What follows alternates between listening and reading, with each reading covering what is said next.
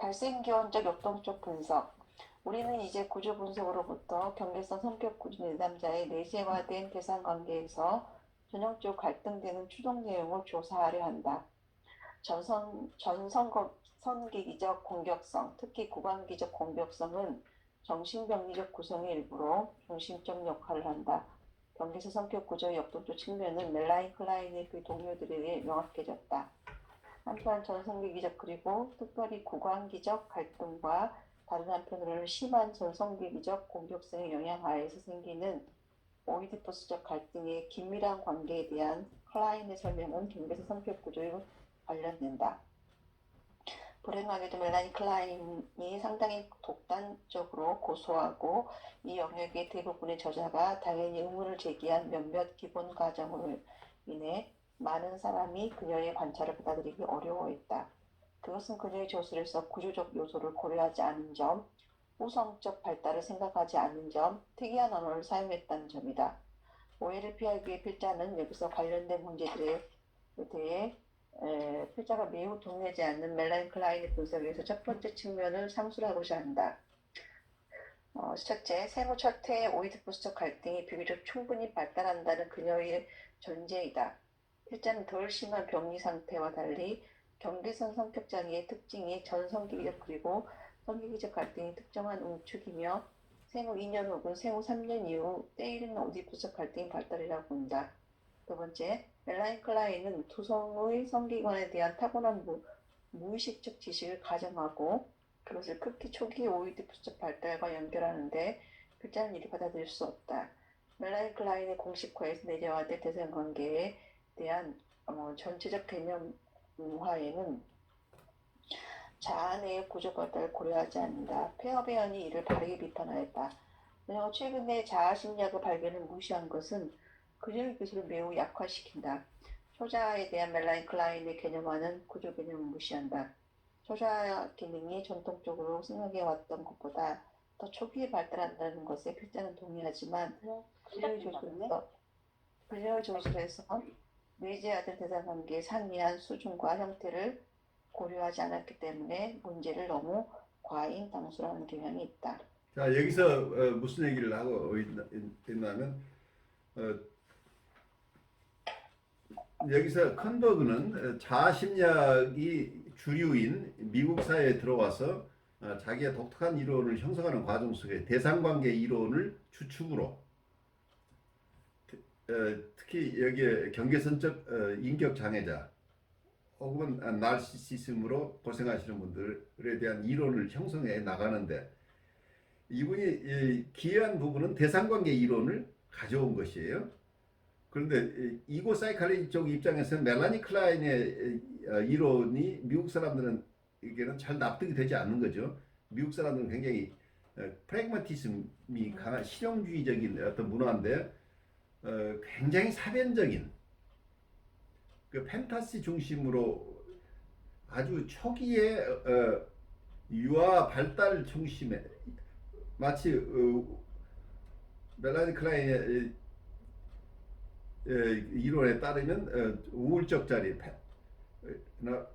우선 패러노이드 스키조이드 포지션에서 디프레시브 포지션으로 이게 가는 과정이 거의 생후 1년 안에 다 일어나는 과정인 것처럼 이렇게 기술이 되어 있죠.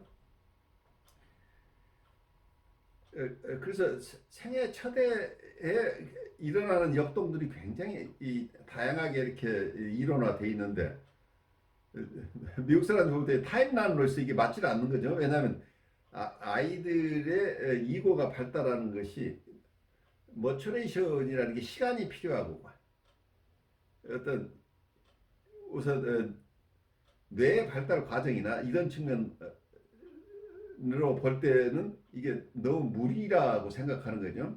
그리고 실제 여러 관측으로 볼 때 아이들이 어떤 갈등 구조 또는 슈퍼 이고라고 하는 개념이 형성되는 시기 그리고 인격적인 독립이 이루어지는 시기 이게 발달 심리 쪽에서 볼 때는 보통 인격적인 탄생을 한 36개월쯤 돼야 한 3살쯤 돼야 독립된 인격이 탄생되는데 이제 이런 상당히 긴 기간 동안에 발달이 이루어지는데 멜라니 클라인의 이론은 너무 초기에 자아의 형성 과정 같은 것이 전혀 무시돼 우리의 심리 내적 발달 과정들이 충분하게 고려되지 않았다고 보는 거죠.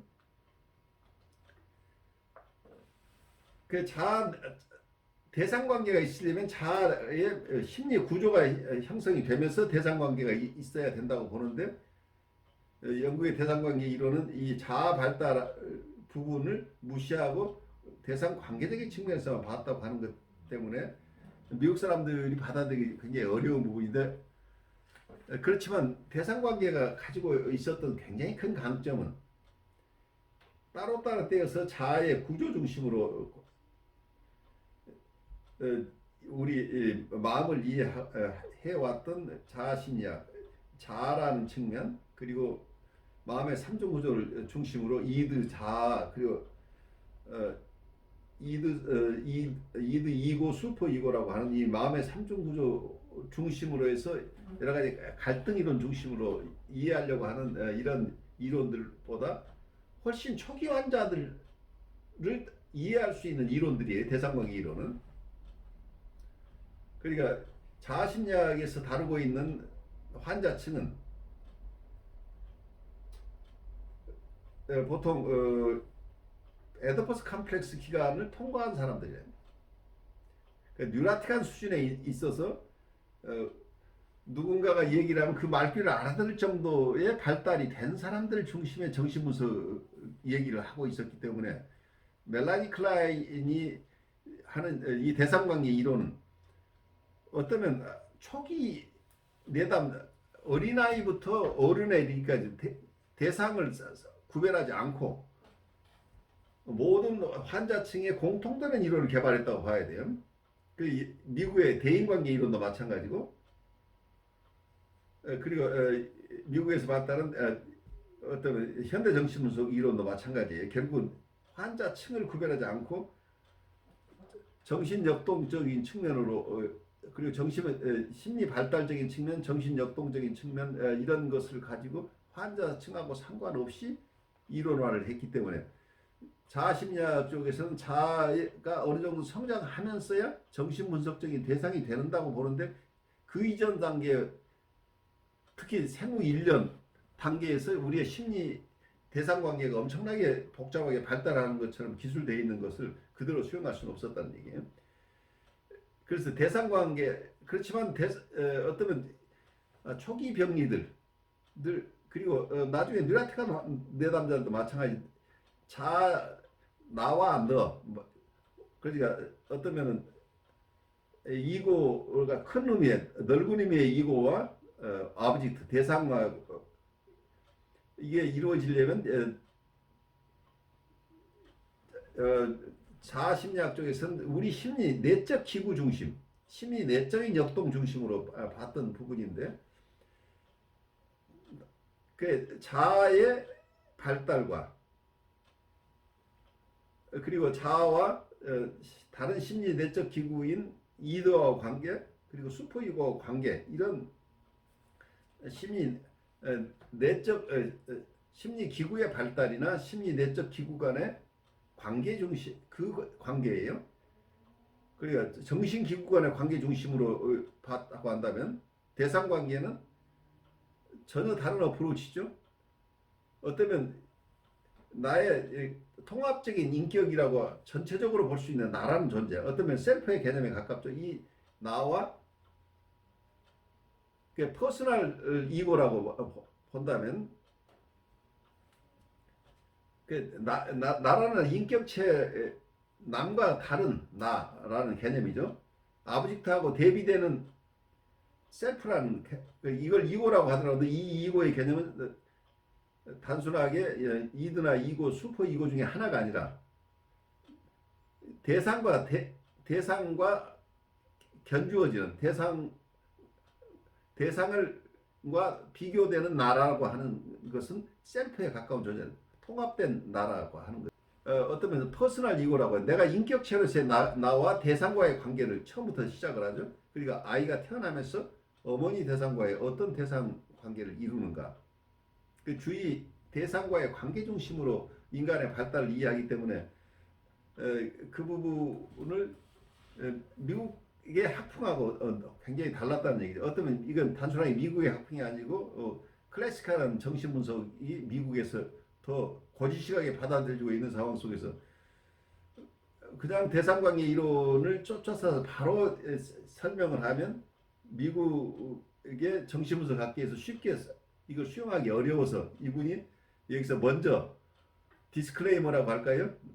내가 자아심리학의 성과를 무시하는 게 아니고 나도 멜라니 클라인의 이론을 가져왔지만 멜라니 클라인 쪽에서 여러분들이 불안하게 생각하는 이러이러한 부분은 나도 동의하지 않습니다. 그래서 굉장히 폴리티컬한 스테이트먼트가 이게 나오죠. 내가 대상관계 이론을 지금 여기 근데 사실은 대상관계 이론을 통째로 들여왔다고 봐요. 여기서 특히 왜냐하면 이 경계선적 인격 구조를 가진 사람은 치료할 이론이 없어요. 자아심리학 쪽에서는. 그러니까 이분들을 치료해내려면 영국의 대상관계 이론이나 아니면 미국의 대인관계 이론을 가져올 수밖에 없어요. 그래야 이게 치료가 가능한데 그렇다고 컨버가 자기 이론을 독자적으로 만들어낼 수 있는 일은 아니잖아요. 그래서 이분이 공부한 게 대상관계 이론을 접목을 시켜서 그렇지만 대상관계 이론 쪽에 대상관계 이론만 가지고 영국에서는 이 환자들을 보고 있어요. 근데 미국이라는 이런 환경 속에서 자기의 이론을 세우는 과정 속에 대상관계 이론만 가져왔을 때 호응도보다는 미국에서 봤다라고 해도 자아심리학의 발달 성과를 여기에 함께 통합해 낸다고 한다면 조금 더 많은 사람들에게 공감을 얻을 수 있는 이론이 되지 않겠느냐. 그래서 이분은 이걸 통합해내는 역할을 하고 있다는 인티그레이터 역할을 하고 있죠. 그건 굉장히 중요하다고 봐요. 그래서 영국의 대상관계 이론 그리고 미국의 자아심리학이나 셀프 사이칼라지나 현대정신분석에 이분이 어디까지를 참조했는지는 모르지만 어쨌든 기존의 이론들을 여러 갈래의 자아심리학의 성과, 대상관계 이론의 성과, 대인관계 이론의 성과, 셀프 사이칼라지의 성과, 모던 사이코애널리시스의 성과 이 가능한 이분이 어디까지 접했는지 우리는 알 수 없어요. 하지만 다른 여러 학파에서 개발한 이론들을 실제 이분은 임상에서 경계선 인격 구조를 가진 많은 환자들을 돌보는데 이 이론을 통합적으로 사용할 필요가 있다고 본 거죠. 그래서 이 이론을 통합해내는 과정 속에서 이분이 어떤 독자적인 영역이 개척됐다고 보여요. 그래서 굉장히 큰 기여를 했어요. 그래서 경계선 인격 구조를 가진 환자들을 돌보는데 이분이 큰 기여를 일반적으로 각자 학풍에서는 돌보는 방법이 있지만 이분은 독자적으로 이것을 통합해내서 설득함으로써 많은 사람들이 큰 도움을 받도록 하는 이론을 심리 구조에 대한 이런 이론도 있지만 실제 임상 이론을 이분이 잘 발달시켰다고 보이는데 여기서 지금 나오는 얘기들은 자아심리학을 중심으로 훈련된 미국 정신분석학계의 대상관계 이론을 가지고 오면서 이분들의 저항을 줄이고 이걸 잘 수용할 수 있도록 본인 스스로도 멜라니 클라인을 그냥 무조건 따르는 게 아니고 멜라니 클라인의 이론 중에 이러이러한 부분은 당신들이 우려하는 것처럼 나도 수긍하기 어렵다. 그렇지만 다른 부분들에서는 우리가 도움을 받을 수 있지 않겠느냐 이렇게 설득하는 과정이에요.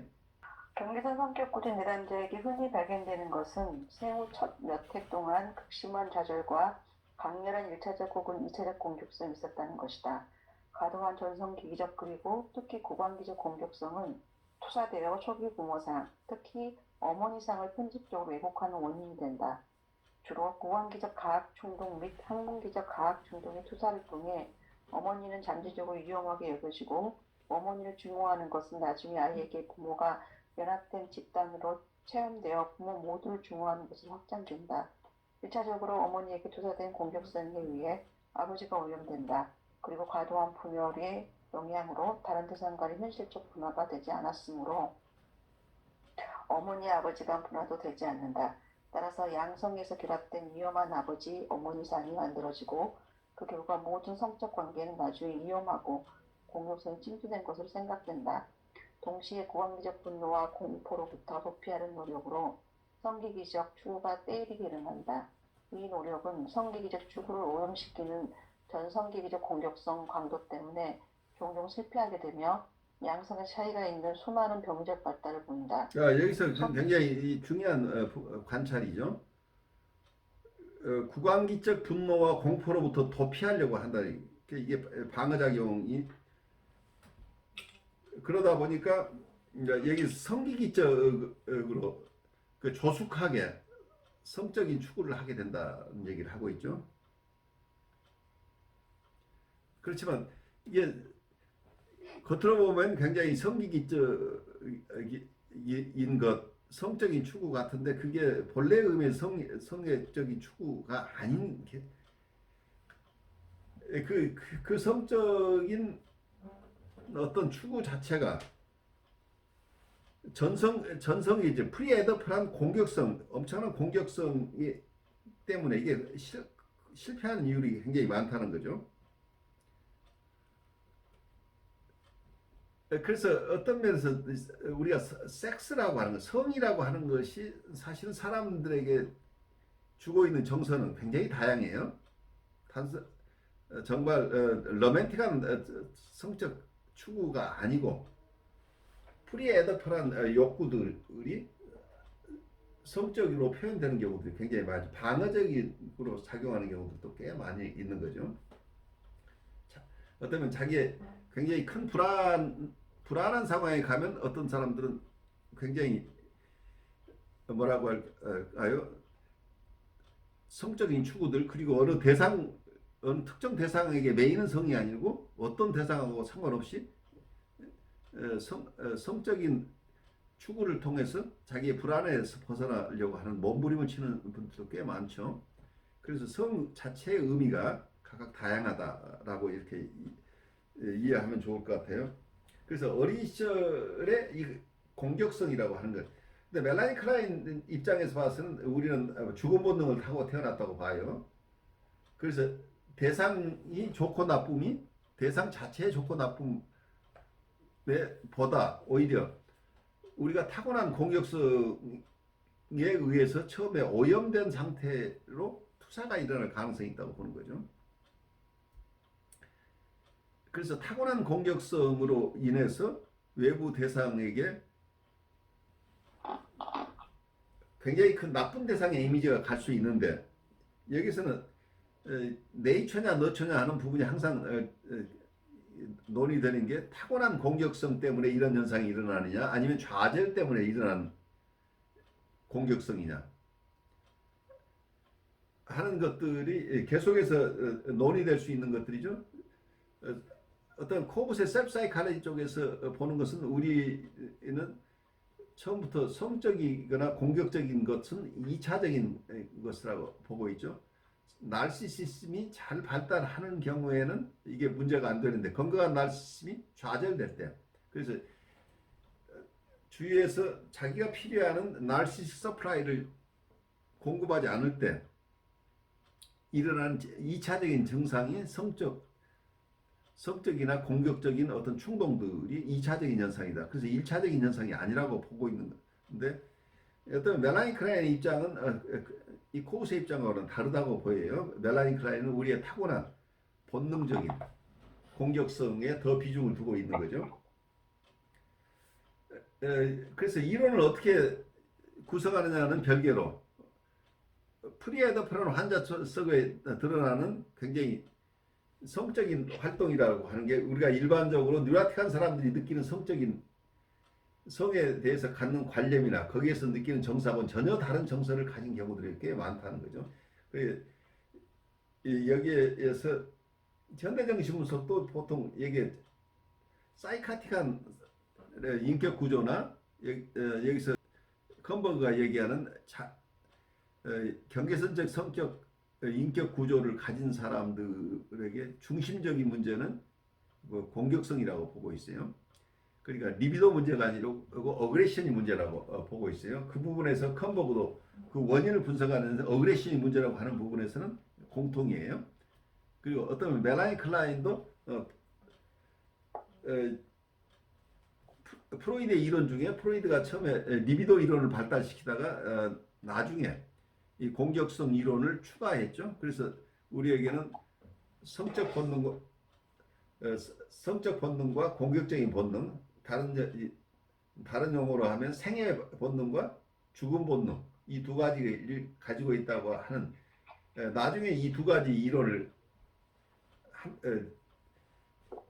프로이드가 주장했지만 초기 이론은 리비더 중심의 이론이었죠. 그래서 후기에 이 공격성이나 죽음 본능이라는 이론이 나왔는데 이걸 프로이드는 충분하게 발달시키지 못했어요. 왜냐하면 이걸 프로이드가 이미 리비도를 중심으로 한 이론을 충분하게 발달시킨 이후에 나온 이론이기 때문에 그 이전에 리비도 중심의 이론들을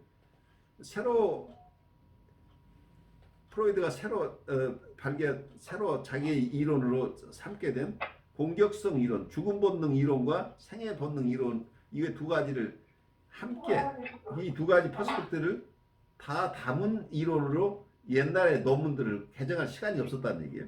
그래서 초기 논문들은 리비도 중심의 이론일 수밖에 없는 거죠. 그래서 프로이드를 공부하는 사람들이 우리가 참 이제 어려운 게 프로이드가 전생애를 살면서 초기의 이론과 중기의 이론, 후기의 이론이 다른데 어떤 분은 초기 이론 중심으로 계속 프로이드를 발달시키는 사람도 있고 어떤 분은 중기 이론을 가지고 어떤 분은 멜라니 클라인 같은 후기에 프로이드의 어떤 죽음 본능이나 공격성 이론 중심으로 대상관계 이론을 구성을 했어요. 대부분. 그래서 공격성 공격성 이론이 가장 철저하게 그걸 공격성을 발달시킨 것이 어떤 멜라니 클라인이라고 보이는데 그런 점에서 같은 프로이드로부터 출발했지만 사람들의 이론의 포커스가 각각 다르다는 것을 이해를 해야 돼요. 그래서 모두가 프로이드인이라고 하지만 프로이드 스스로가 그 시기마다 자기가 강조했던 부분이 다르기 때문에 그걸 프로이드의 이론을 따르는 후학들도 굉장히 다른 학파들을 구성하고 있다. 이렇게 이해하셨으면 좋겠어요. 소년의 경우 고관기적 의존 욕구를 부인하기 위한 때이른 성기기적 추구가 실패하게 된다. 왜냐하면 어머니를 향한 성추동에 대한 오이디푸스적인 공포와 금지가 어머니에 대한 전성기기적 공포에 의해 강력히 강화되어 위험하고 거세한 전형적인 어머니상이 발달하기 때문이다. 또한 전성기기적 공격성 투사는 아버지에 대한 오이디푸스적 공포, 특히 거세 불안을 강화하고 더 나아가 전성기기적 공격성과 공포를 강화한다. 정적 오이디푸스 콤플렉스가 이런 상황에 심하게 방해받는다.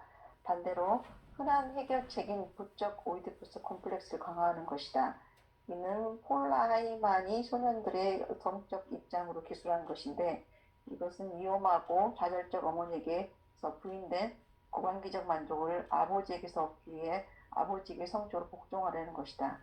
이것은 주로 고관기적으로 결정된 남성 동성애자가 보이는 전형적인 구성이다. 어떤 수준에서 아버지와 어머니는 위험하게 볼 수도 있다는 점이 강조되어야 한다. 이성애는 위험하게 여겨진다. 그리고 동성애가 고관기적 욕구를 만족시키는 대안적 방법으로 사용된다.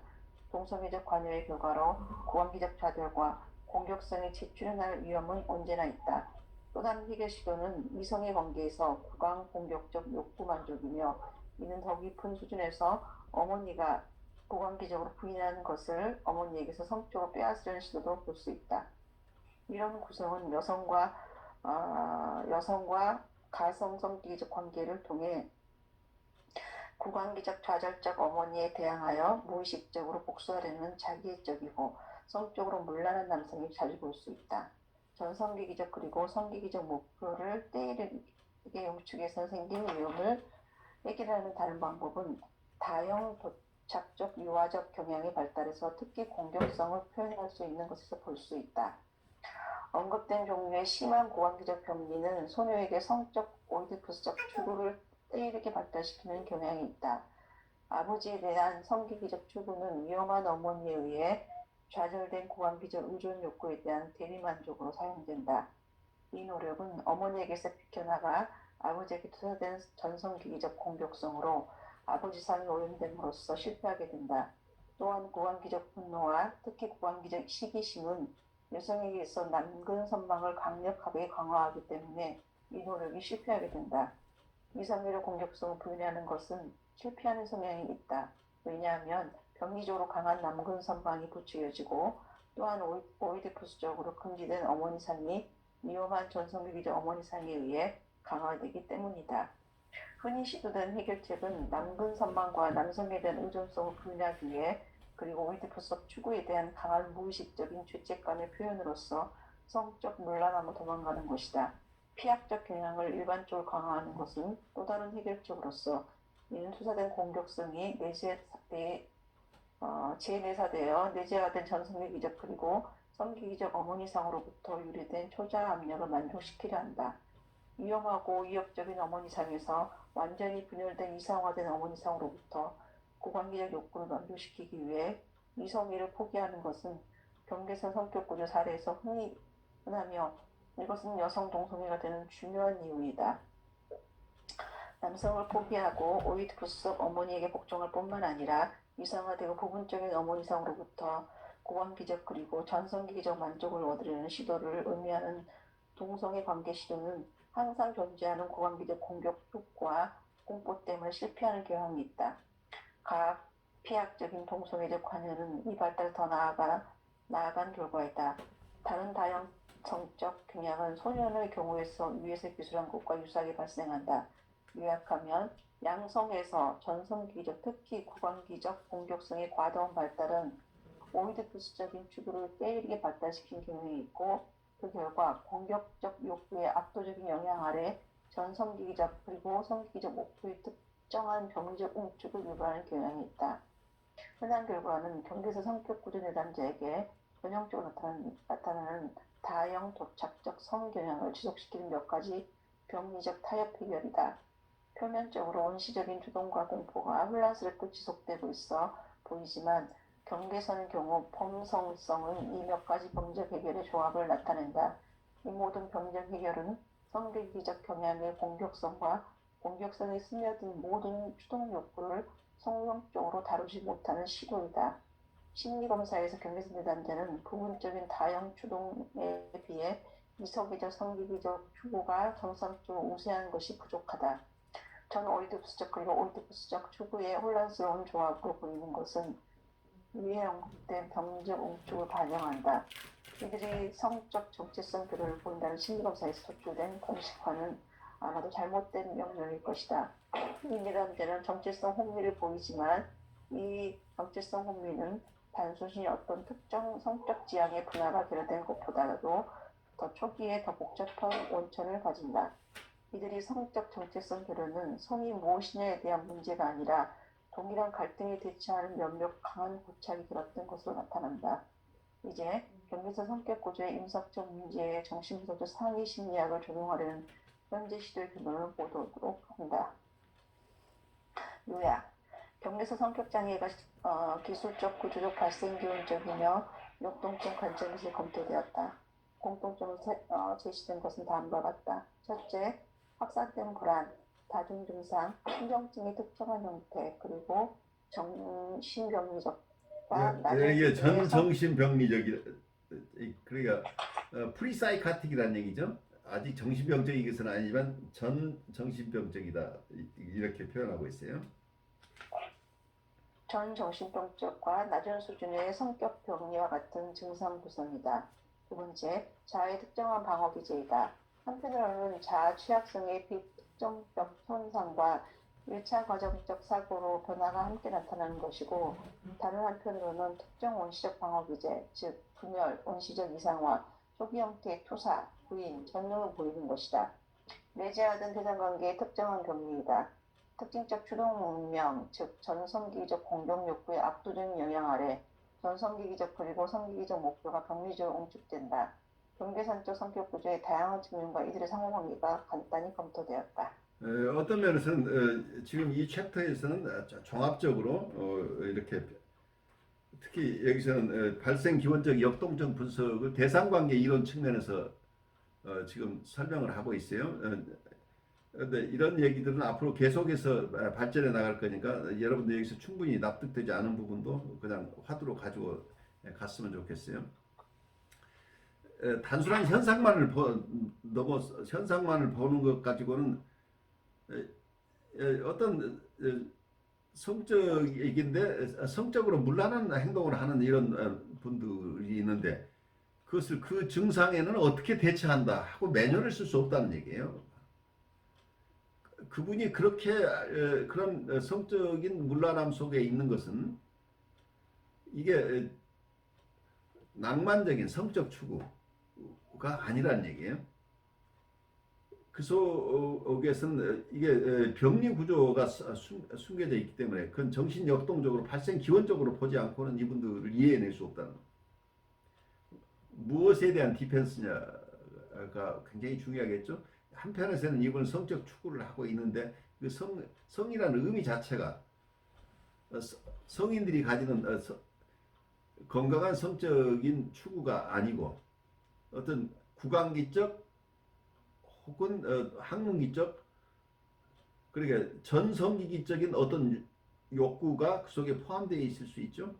그래 다른 목적이라는 게 에임 자체가 어때 우리가 본능이라고 하는데 본능에 대한 프로이드의 이론은 본능은 우리가 신체에서 바로 신체의 자구로도 발생하지만 그것은 어떤 대상을 중심으로 일어나고 그리고 어떤 목적이 있다는.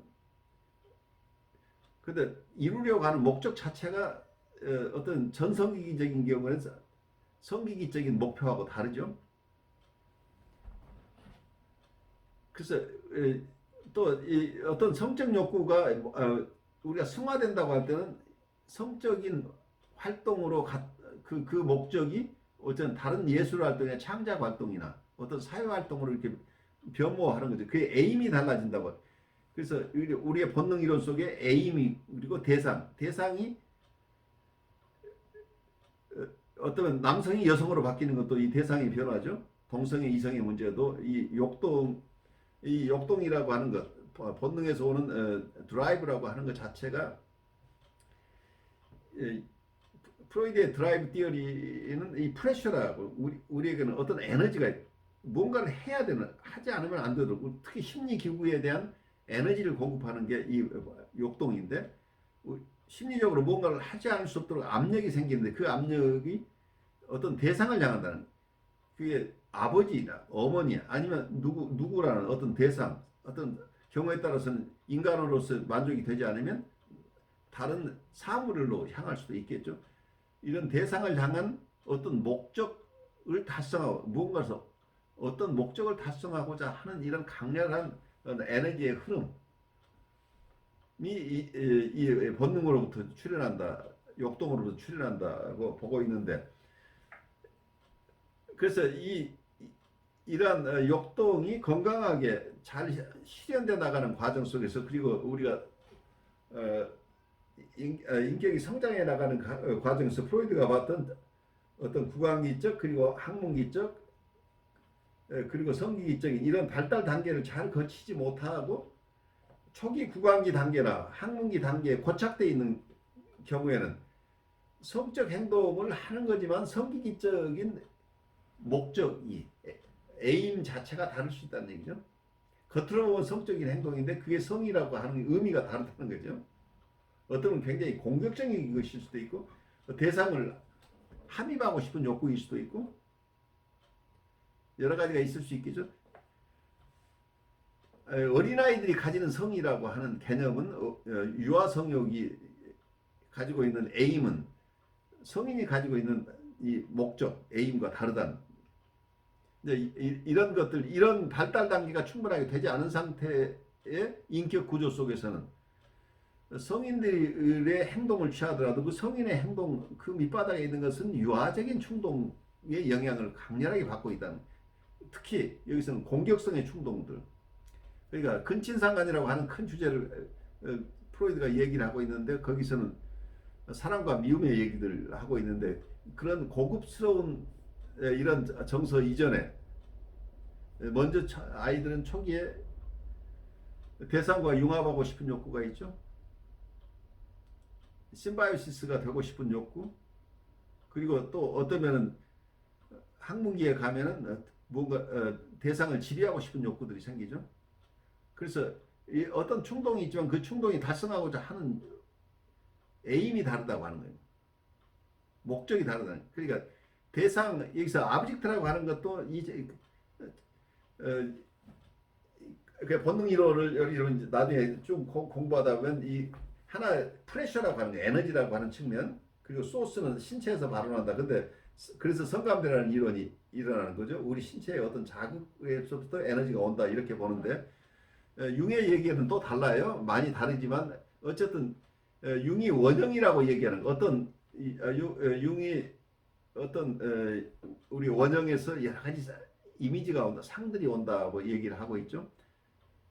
이미지 그 이미지가 있고 이 본능이라는 게 있는데 어쩌면 프로이드의 이론 속에서는 어떤 에임이나 여기서 아브젝트가 결합됨으로써 거기서부터 여러 가지 언컨셔스 판타지가 생겨날 수 있는 요지가 본능으로부터 생겨난다고 본다면 조금 더 프로이드가 본능 이론으로서 소화하고 있는 것을 어쩌면 융은 이 둘로 나누어서 그냥 이 프레셔적인 측면과 또 하나는 어떤 환상적인 측면, 이미지라고 하는 측면을 나누어서 보지 않았는가 하는 이런 생각도 여러분들이 해볼 수 있을 거예요. 그런데 프로이드 얘기 속에서는 굉장히 드라이브 티어리가 깊이 들여다보면 우리가 그 이론을 받아들이거나 받아들이지 않건 굉장히 중요한 의미들을 가지고 있어요. 이 욕동 속에서는 대상은 항상 바뀔 수 있다고 봐요. 욕동 충족을 위해서 그 대상은 중요하지 않다고 보는 거죠. 그래서 건강하게 우리가 성숙한 성인 간에는 대상이 굉장히 중요한데 프리에데프라는 단계에서는 그 대상이 사람이건 물건이건 자기의 이 어떤 프레셔를 방출하는데 필요하다고 한다면 그건 아무 상관이 없이 대상은 항상 바뀔 수 있어요. 이게 남자건 여자건 그게 사물이건 상관이 없는 거죠. 그래서 성도착이라고 하는 것도 이제 이런 것들이죠. 사람에게 가야 될 것들이 동물에게 갈 수도 있고 신발에게 갈 수도 있고 어떤 옷가지로 갈 수도 있고 이런 것들이 본능이 자기의 욕동을 충족시키는 방법이 아까 에임이 어떤 목적이 있고 대상이 있는데 대상 자체는 가변적, 그래서 리비도가 유동적이라고 하는 거죠. 이쪽에 있던 리비도가 다른 쪽으로 가버릴 수도 있는 거죠. 언제든지. 그래서 이런 상태에서는 대상 자체는 별 의미가 없어요. 누가 그 자리에 있거나 상관이 없을 수 있죠. 그래서 리비도 이론은 이제 이렇게 에임이나 그리고 아브젝트라는 측면에서 이렇게 보고 있는데 대상관계 이론은 오히려 그 포커스를 대상 관계 쪽에서 보기 때문에 처음부터 포커스가 많이 다르죠. 본능 이론 중심으로 하는 거다고는. 그래서 이 경계선적 인격 구조 전체가 인간의 성숙이 충분하게 이루어지지 않은 단계에서 겪게 되는 심리적인 고통을 가진 사람들 중심이다. 뭐 이렇게 크게 본다면 아주 사이카틱한 수준은 아니에요. 그러니까 보통 사이카틱한 수준의 병리가 일어나는 것은 구강기 속에 패러노이드 스키조이드 컨디션에 그대로 남아있는 사람들이라고 보통 보죠. 우울적 자리까지 가지 못한 이런 심리라는. 그러니까 우울적 자리까지 가지 못했다는 것은 사랑을 내면화할 가능성이 좋은 대상을 충분하게 내면화하지 못한 사람들이죠. 그래서 좋은 대상, 나쁜 대상을 나누었지만 구강기에서 구강기 후기에 가게 되면은 좋은 대상과 나쁜 대상이 같은 대상이라는 것을 통해서 이걸 통합해내는 과정을 가는데 그래서 자기가 파괴했던 대상을 자기의 내면화해서 자기가 파괴한 부분을 다시 복구시켜서 아주 좋은 대상으로 우리 안에 좋은 대상을 형성해서 보존할 수 있는 능력이 생기면은 이 좋은 대상의 힘을 우리가 가지고 평생 살아가는데 어떤 분은 이 좋은 대상을 내면화하지 못한 분들이 대부분 사이카틱한 상태에 있겠죠. 그래서 세상을 살기가 굉장히 힘든 분들인데 그래서 끊임없이 이 심바이오시스를 추구하죠.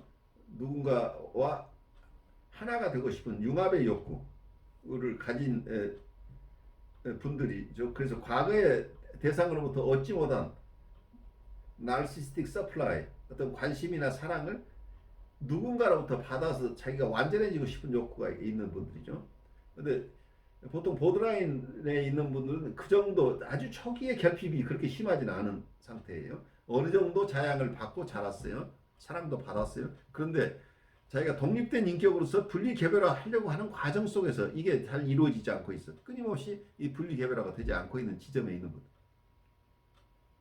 누라틱한 분들은 이 분리개별화가 됐는데 분리개별화가 되긴 했지만 그 속에서 충분하게 사랑과 미움에 이걸 잘 자유스럽게 쓸 수 있을 만큼 성숙하지 못하고 어떤 면에서는 거기에서 중심에 에드퍼스 컴플렉스라고 우리가 표현되고 있는 근친상간의 욕구와 그리고 또한 존속 살해 욕구 이런 것을 상징적으로 드러나듯이 여기서는 사랑을 독점하고 싶은 욕구가 있겠죠. 사랑의 욕구와 또 한편에서는 공격성의 욕구, 캐스트레이션 앵사이티라고 대변되는 것처럼 누군가로부터 자기가 살해될 것 같은 위험인데 거꾸로 이것은 살해하고 싶은 욕구가 함께 있는 거죠.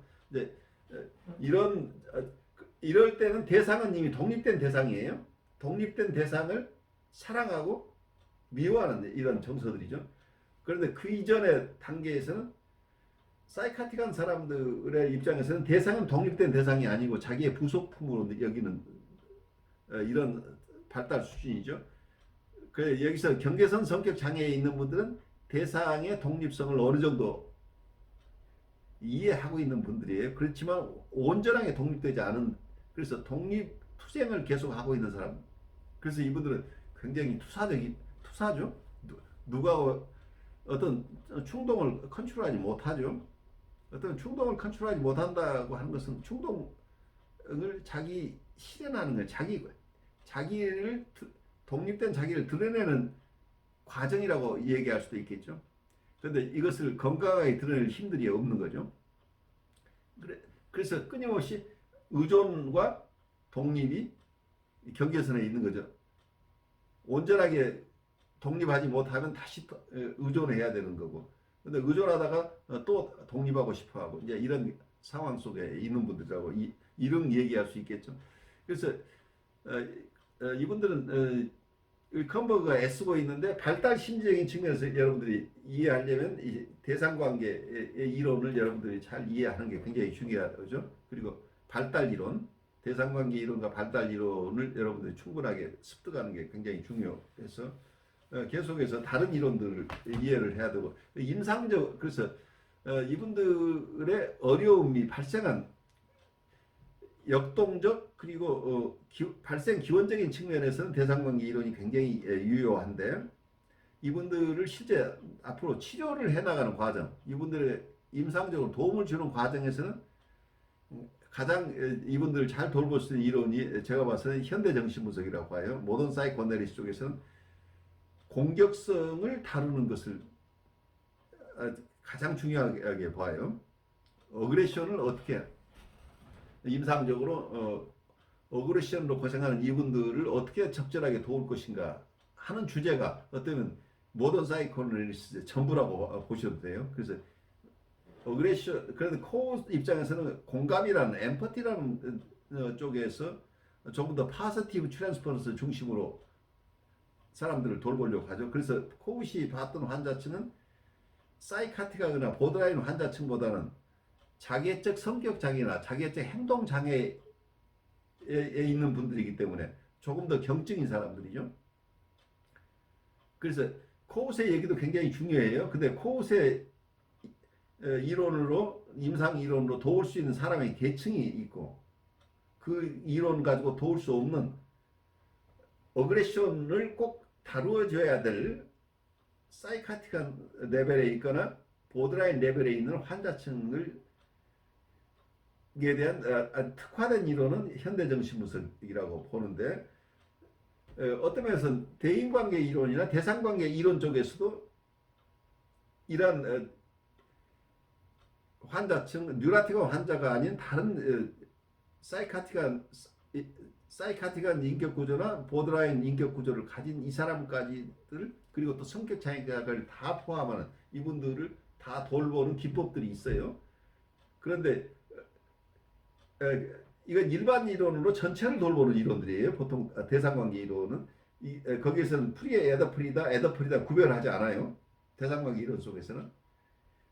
그래 프리에더퍼라는 환자를 따로 보고 있다고 하는 것, 따로 취급을 하는 것은 자아심리학 쪽의 이론이에요. 자아심리학에서는 그래 클래식한 이론 쪽에서는 프리에더퍼라는 환자는 정신분석의 대상이 아니라고 봤기 때문이에요.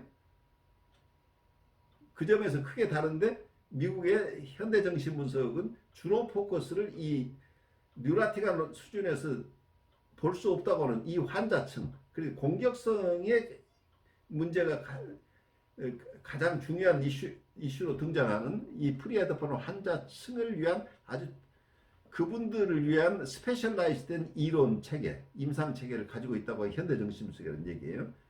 그래서 대인관계나 대상관계 이론 가지고도 여러분들이 도움을 받지만 그건 일반 이론이기 때문에 좀 더 스페시픽하게 경계선적 인격 장애를 가진 분을 돌보는 데는 너무 제너럴한 이론이라는 얘기예요. 조금 더 특화된 이론은 현대 정신분석의 이론이다 이렇게 이해하시고 앞으로 제가 이렇게 틈나는 대로 여러분들이 어떤 공부를 하거나 현대 정신분석적인 인사이트를 가지고 여러분들이 계속 얘기를 하고 있기 때문에 여러분들이 현대 정신분석 과목을 제가 개설해서 강의하기도 해요. 그렇지만 그렇지 않더라도 계속 현대 정신분석을 여러분이 함께 공부하고 있다고 이해를 하셔야 돼요.